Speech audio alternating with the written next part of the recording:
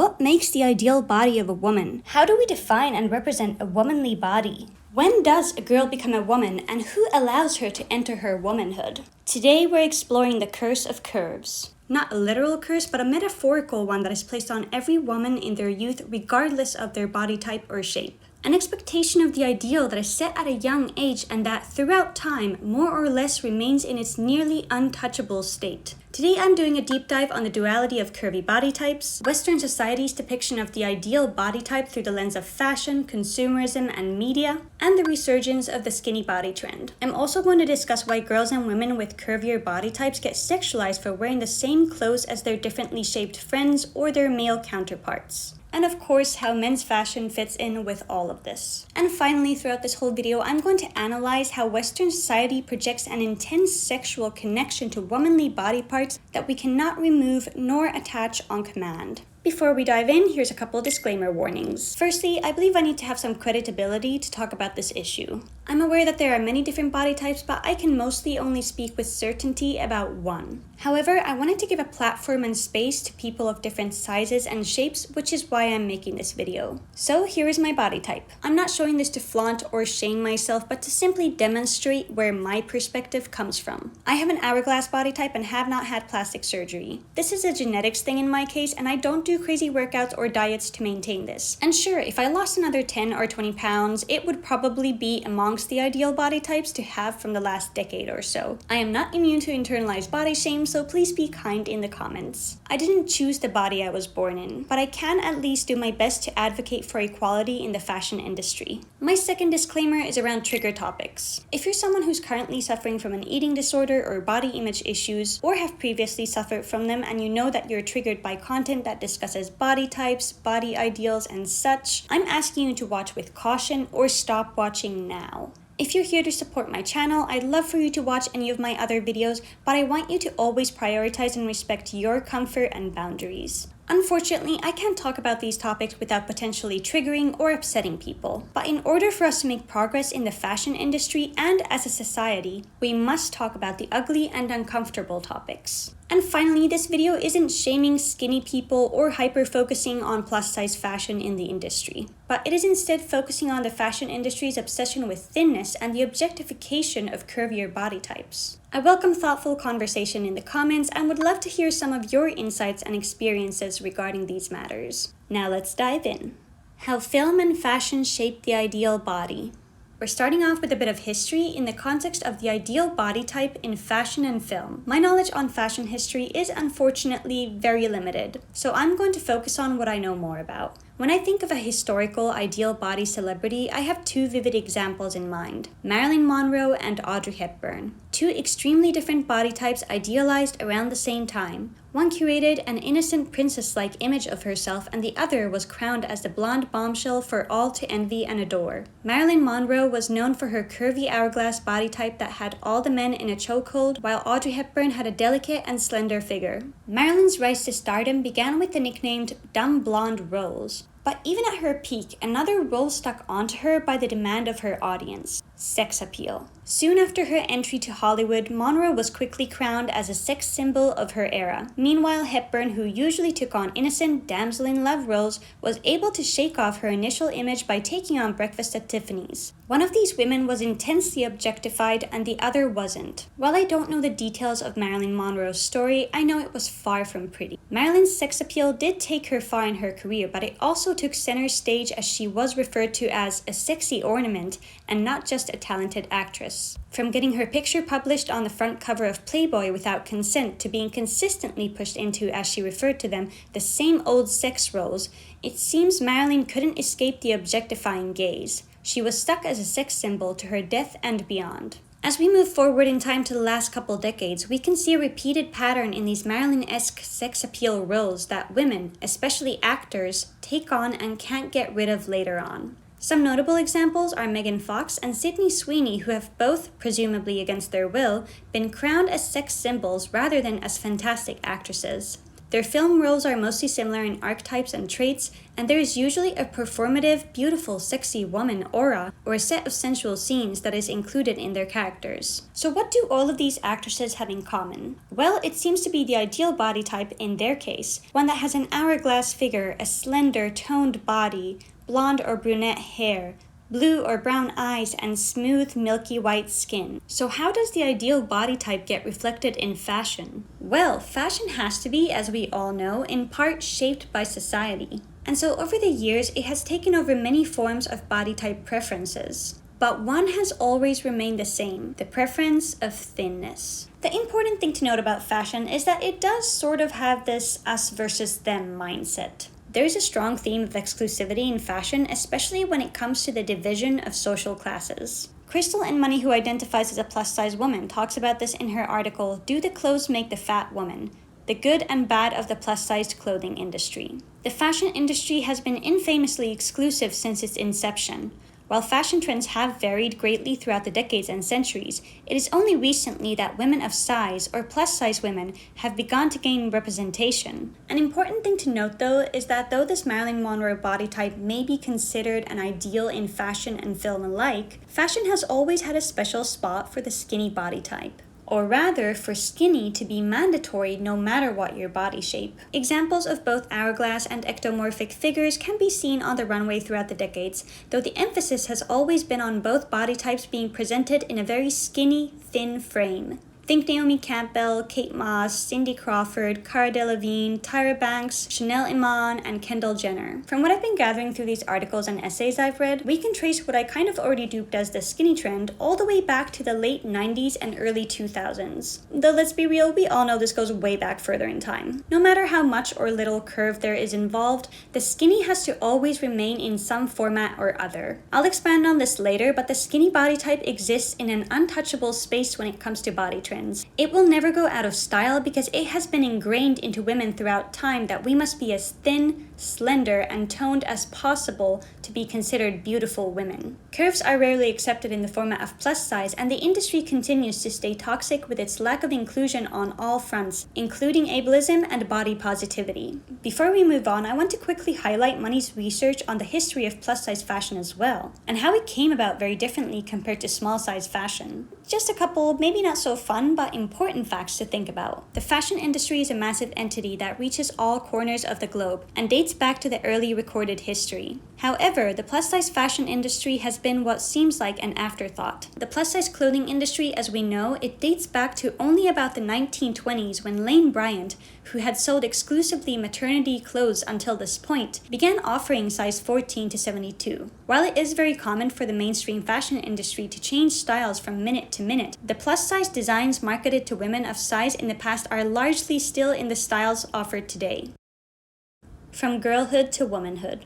We've now identified what the ideal body type generally looks like. So if an hourglass body such as mine is by nature considered an ideal body, what could I possibly have to complain about? Isn't all well and good in my world since I was born with this body? Well, unfortunately for the fashion industry, I believe all body types are beautiful and unique. And so I don't believe in putting one body type in the spotlight. But speaking from a very personal perspective, this body type has put me through a very specific type of hell. Growing up way too fast. Here's the thing. According to the rules of society and how we've been raised to view women, something innocent and girly becomes pornographic in nature when the body shape changes in curvature, especially if the shape increases in size. We as a society have conditioned ourselves to sexualize one of the most common body parts everyone has. That's right, we've all got a chest and a butt. But some, if not most of us, have been sexualized because of it since a very young age, such as myself. And since we've been taught our values and opinions about our bodies since early on, it's no wonder such objectification and dehumanization of the female body has been normalized. As Money states so well, when it comes to understanding how someone views their own body against their social normative view of different body sizes, values play a large part. The values instilled in us throughout life have a big impact on how we see and project ourselves. Now let me be clear, I do not dislike my body nor want to change it. No, what I dislike is how my body is observed and treated by others. It is not my body itself that I carry resentment towards, but society that has turned my very being into something sexual by command. It was not something I could opt in and out of. It was demanded of me since the moment I became a teenager. It was something that dehumanized and objectified me. The moment I developed my womanly figure is when I lost access to my childhood. Suddenly, the regular tops I'd wear to school had to be exchanged for baggy sweaters, because adult men would catcall me and my classmates started making inappropriate comments about my body. I had to start thinking about my style as, will this garner unwanted attention, rather than, hey, this outfit looks cute. The clothes that used to look regular, classic, and cute on me suddenly got labeled as slutty by other kids, and I even got nicknamed by some of my friends as Tsunade from Naruto, which certainly didn't help with the problem.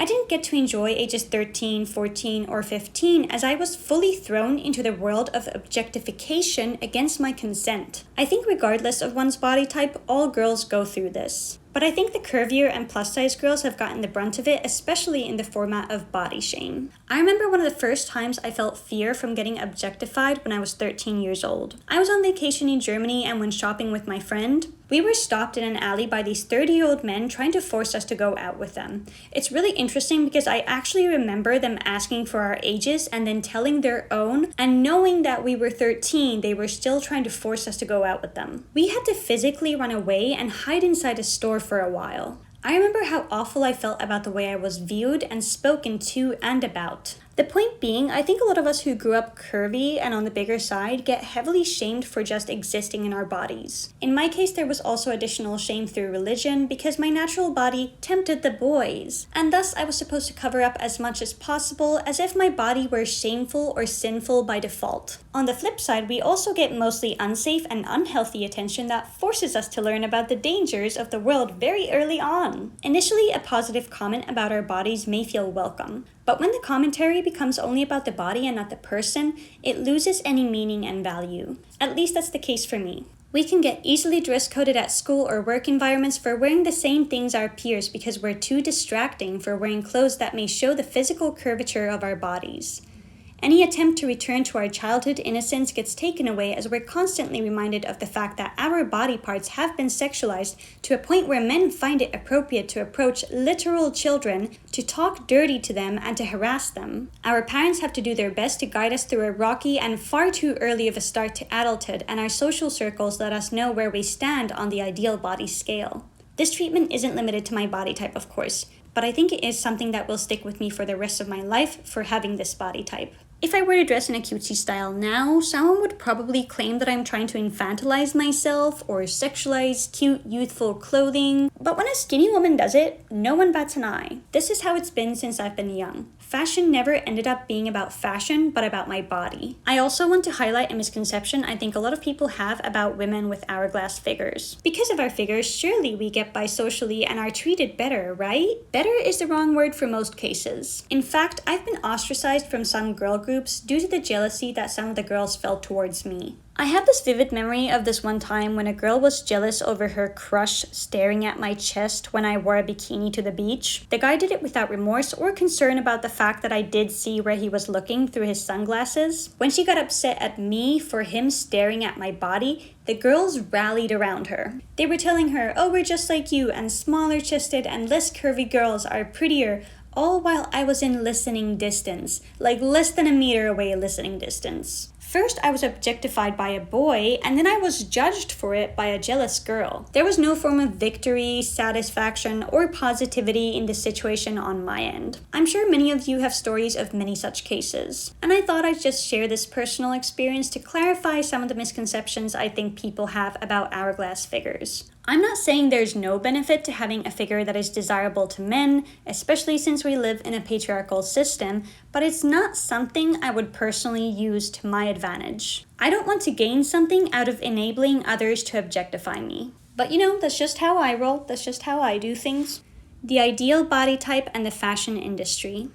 So how does the presence of an ideal body type impact the way fashion manifests from concept to physical product? Well, for starters, it means clothes are manufactured mostly with certain body types in mind. Think about brands like For Love and Lemons and House of CB. Both of these brands have specific body types in mind when designing and manufacturing their clothes. I, for example, could probably never realistically enjoy shopping at For Love and Lemons because my chest would be incompatible in size with most of their selection, whereas House of CB feels like shopping exclusively for my own body type. We have to keep in mind that it is the fashion editors, etc., pulling the strings on what is considered the ideal. So this exclusivity on what is available to us is very intentional. Aspers and Godart talk about this process in their article, Sociology of Fashion, Order and Change. Strictly speaking, garments are the output of the production process. These become fashion items if and only if they are accepted first by fashion editors and other gatekeepers and above all, the final customers. So if the customer is supposed to be satisfied, how is the fashion industry going to satisfy her with a product that is not fit nor meant for her? By selling her a dream first. Before we even start actively shopping as teenagers or preteens, we've been fed certain imagery of the ideal woman since we were young through film, advertisements, and pop culture. Alina Iliev-Martinescu comments on this phenomena in her article, Firm but Shapely, Fit but Sexy, Strong but Thin. Today we are bombarded with images of the perfect woman. She is usually a gorgeous blonde, although sultry brunettes, redheads, and exotic women of color are also shown. She is tall and willowy, weighing at least 20% less than what her height requires. She rarely looks older than 25, has no visible flaws on her skin, and her hair and clothes are always immaculate. One perfect woman looks pretty much like the next. She's essentially not human, interchangeable, and disposable. Our culture judges women, and women judge themselves against this standard. We forget that beauty pornography, as Wolf calls it, pictures underweight models that are usually between 15 to 20 years old. We never see a picture of a woman who is not wearing makeup applied by an artist, her hair professionally coiffed, clothes professionally designed or chosen. Any natural flaws or wrinkles in her skin are airbrushed out. Unsightly lumps or anomalies in her body are also airbrushed out. Even when we see a photo of an older actress we know must have character lines on her face, they are never shown. The focus is fuzzed or the airbrusher strikes again to remove them.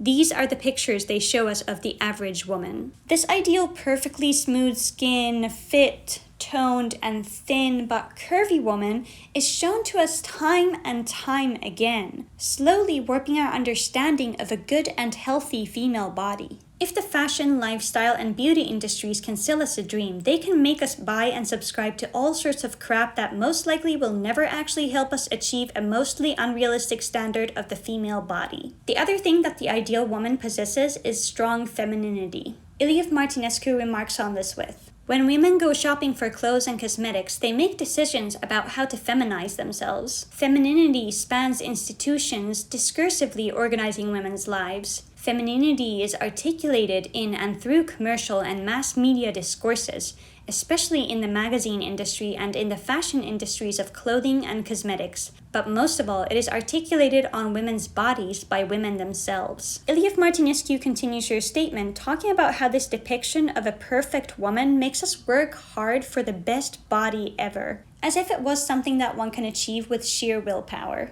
The ideal woman is sold to us as something that, once achieved, promises us a better and more fulfilling life. And so we diet, we exercise, we buy clothes that don't fit us, and we invest in makeup. And perhaps eventually it becomes less about us trying to achieve the perfect woman in ourselves, and more about what makes us feel fulfilled and happy. But unfortunately, it is difficult to reprogram our brains and accept ourselves as we are because we've been conditioned to hate our, may I say, very normal and different kinds of body types. To top it off, the fashion industry has had a tight leash on its inclusivity regarding plus-size models. Money phrases this well. High fashion for fat women has never been a consideration prior to the last couple of years, and it truly all started from a reality TV show entitled Project Runway. Contestant Ashley Nell Tipton, a first of her kind, was both a plus-size woman and insisted on designing for plus-size women.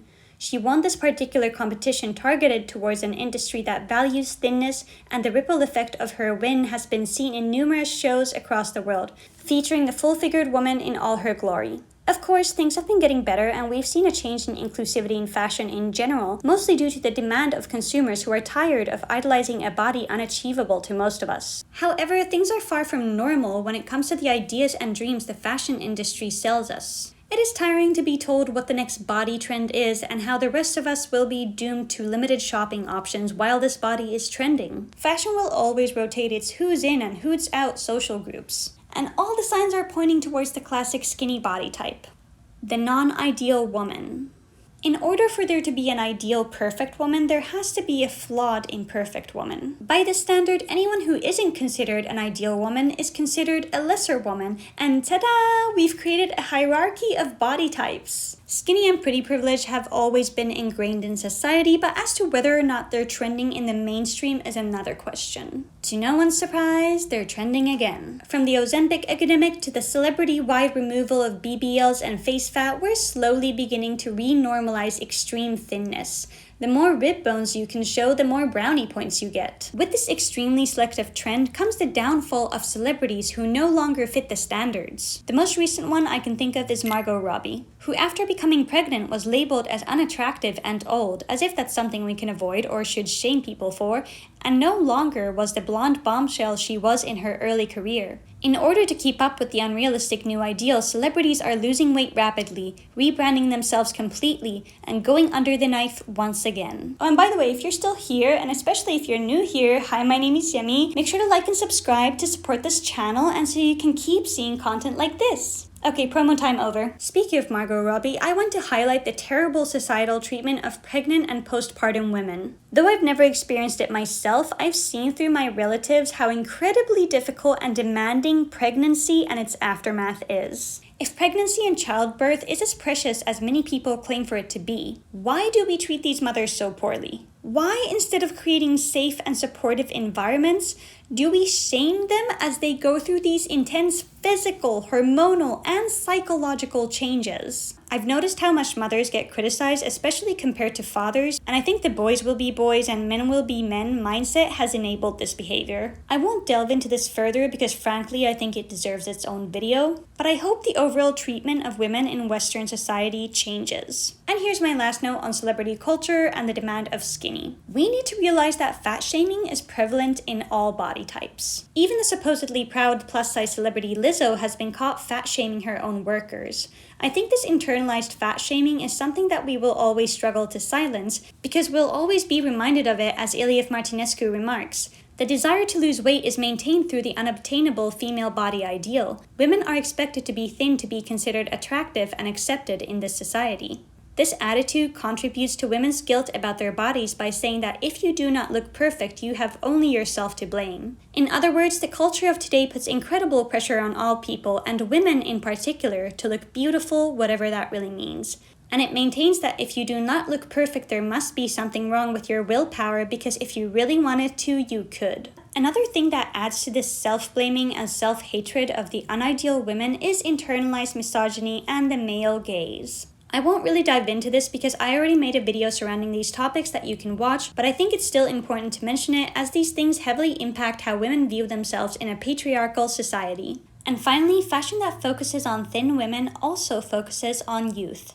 As in teens, you're never small enough. I get this reminder all the time thanks to social media and society's overall message about the ideal woman. Half the time I'm okay with myself, and then half the time I keep getting these intrusive thoughts through the industry that if I just lost 20 pounds, I'd be in a better place, or if I just didn't have my proportions, I could maybe fit in. The expectation to be thin, especially as thin as you were as a teen, is unreal. I often have to remind myself that I can't in any healthy way look the same way I did a decade ago. The industry adores youth and extreme thinness because those are two things that will always be unachievable to most women, and thus selling such an ideal will continue to generate income to the fashion, beauty, and lifestyle industries. And here's a gentle reminder through Lin's and McFerrin's article, The Ironic Dove Effect, Use of acceptance cues for larger body types increases unhealthy behaviors, that not all hope is lost when it comes to change in the fashion industry. A wealth of research has shown that exposing consumers to images of models who are underweight and without imperfections can have detrimental effects on people's physical and mental health, and therefore policymakers and those in the fashion industry have taken steps to minimize marketers' use of such images. At the same time, marketers have gone against conventional practice and featured models with larger body types, with some even suggesting that such models are normal or real, so though change is not imminent, it is in progress. Body image through the lens of consumerism and media. A capitalist system profits from fashion creating insecurities in women. Things like plastic surgeons, gyms, and the companies that sell you oh-so-magical skinny pills all profit from a woman who believes that to be beautiful is to be smaller. Through reading Ilya Martinescu's thorough list of very conflicting messaging of women's magazines through the late 90s to the early 2000s, it has become clear to me that the media that tells us to love ourselves and accept our bodies as they are is the very same one that shames us for not having the perfect body or being fit or being more womanly. Time and time again, it is clear that magazines, brands, clothing manufacturers, etc. treat us like we're dumb enough to believe that they genuinely have our best interest at heart when they lie to us about their body positivity and self-love acts. This whole ideal body rat race was started by the same people that preach us self-love when it best conveniences their brand. It's funny how the 2010s pushed in a new era of body positivity, and just when we were getting comfortable with ourselves, boom, the skinny trend is back. Mask it however you want, but they brought it back with full awareness of how much women have already suffered. The Ozempic overuse, the BBL removals, and the hollowed out faces of celebrities all serve as real-time proof of us reverting back so as to keep us women on our toes. Both Aspers and Godart and Ilya Martinescu have discussed how consumers, while having a choice, are limited by the choices they are originally sold under a capitalist intention to create an endless source of revenue. If we are always left feeling incomplete in our femininity and beauty, we'll spend more in order to achieve our goals. In enabling the message that media, fashion, and society gives us, we allow ourselves to be misrepresented as something undesirable and unworthy of love, acceptance, and beauty. Through our constant reminders of, if a skinny girl wears it, it's fashion, we're left feeling like there's something wrong with us for having, well, a body that wasn't manufactured in a factory or in Photoshop. I do think we as society have accepted that if a skinny celebrity like Hailey Bieber wears, well, anything, it's high fashion. But when anyone not size 0 or 2 wears it, it looks silly. If fashion is highly exclusive based on weight and body fat alone, then it should stop pretending that it's about fashion and not about exclusivity. This is why I don't really take much of high fashion seriously, because there is an immense amount of filtering of who is considered to be beautiful or worthy of the runway. So personally, I don't really care for it because I don't agree with the standards that are being used for the runway in most cases. Like, I'm sorry, but I don't want to make somebody else's preference of skinny girls the standard of what everyone should look like. That's just stupid. What about men's fashion? I don't really see almost any size inclusivity in men's fashion. Granted, I'm not the target audience, but even when I just take a little peek at what's going on, I never see men's fashion change in terms of body size, shape, and type representation. The men portrayed are always skinny or fit, and I can't think of a single time I've seen a non-sculpted looking man on the runway. All of these ripped men with perfect posture and proportions have created an ungodly amount of insecurities in men who don't fit the cookie cutter shape. Are your legs short and your torso long? Don't ever show your face in the world of fashion. Point being, everyone suffers from this pressure to fit into a single mold of an idealized body standard, whether that's male or female. It's not just women or those with disabilities. The expectations have, in my humble opinion, ruined the love for fashion and body image for most of us. Ilya Martinescu also highlights some differences in societal pressure on women and men. Our culture teaches women that they cannot be happy unless they are beautiful, but it also teaches men that they cannot be happy unless they are rich and or powerful. Men have gotten off somewhat easy so far because there is no generic rich and powerful look to portray in the media. Rich and powerful men come in all shapes, sizes, and ages. The only way to portray it is to put a man in rich and powerful looking surroundings and hope the connection is made. However, now that the baby boom generation is growing into middle age, we shall see men being targeted more and more to look a certain way. We are already seeing ads for men's hair coloring and hair replacement. Janssen and Paas also took note of how previous research has revealed that majority of women would like to lose weight, while men are split at almost 50-50 on either gaining or losing weight, suggesting that an intermediate body size is most desirable for males. So to sum it up, the ideal body for women is to be skinny or underweight, and for men it's to be normal or health-focused. Men's self-esteem is less linked to thinness and more to fitness. And by the way, I accept different discourse on that. I'm not a man, so I can't really comment properly on this, but I did try my best. We also need to note that the lack of plus-size inclusivity also affects men's fashion. Money states this well. Men of size often have the problem of both tall and wide options not being readily available in mainstream stores. While some brands are offering extended sizes in men's fashion, these options are generally only found online. Conclusion.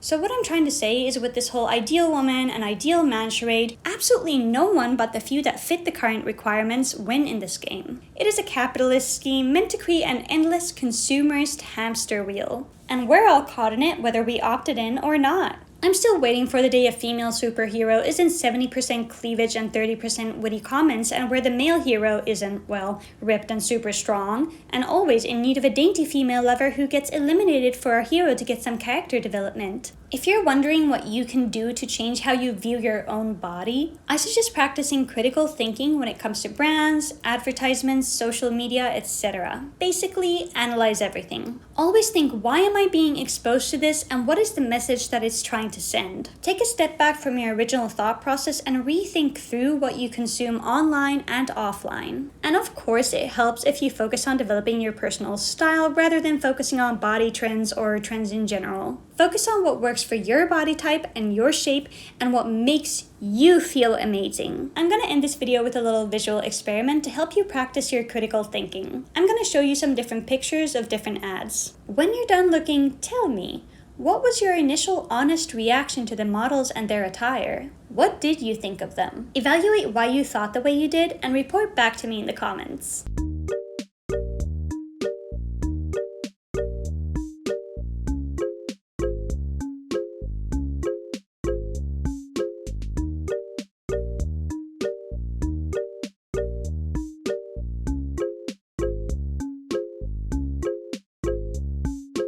And to end this video, I feel like we need to have one cat cameo because these cats have been sleeping this entire time. What luck. I know Cool is a fan favorite, but Paas is my little baby. And with that, thank you for watching. Make sure to like and subscribe, and Paas and I will see you next time.